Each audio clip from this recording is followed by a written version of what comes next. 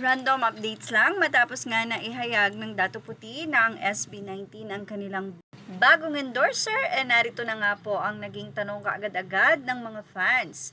Gaano mo kamahal ang SB19? Bumili ng Dato Puti kahit hindi marunong magluto. At hindi lang basta bumili, kundi mukhang lahat po ng flavor ng nasabing adobo serye ay binili ni Miss Jocelyn para maipakita ang pagmamahal sa SB19. So sabi nga natin baka magkaubusan na sa mga supermarket sa Pure Gold.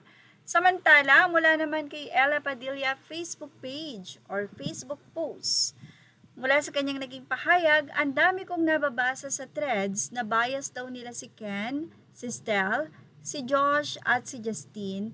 Pero pag nakikita daw nila si Pablo, minsan daw di na sila nakakalabas ng freezer kahit sobrang lamig at naninigas na sila doon. Bakit nga ba?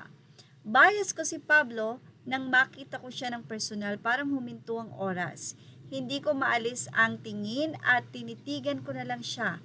Yan ang kapangyarihan ni Pablo. Isang tingin lang sapat na para manatili ka. Hindi lang sa itsura, sa paningin, sa ngiti, sa pagkatao, may kakaibang hatak si Pablo. Kahit anong gawin ko noon, sa huli siya pa rin ang dahilan kung bakit hindi ako makaalis sa pwesto. Ang tinatawag nilang Pablo effect.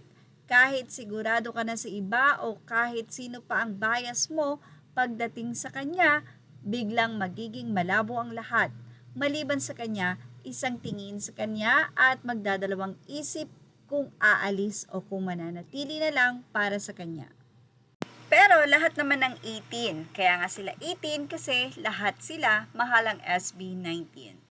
Samantala, matapos ngang magwagi ng SB19 sa SEC Awards, ay ibinalita ito ng government channel ang PTV, kung saan ay proud na pong ibinahagi nito noong June 30 ang nasabi nga pong pagwawagi ng SB19, hindi lamang isa kundi dalawang major awards sa SEC.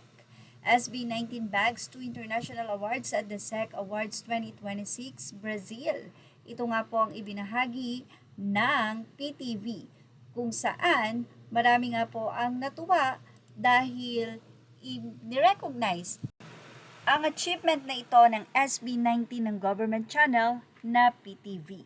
At yan ang ating Showbiz Now update. Images are all credit to the rightful owners. Thank you for watching Showbiz Now.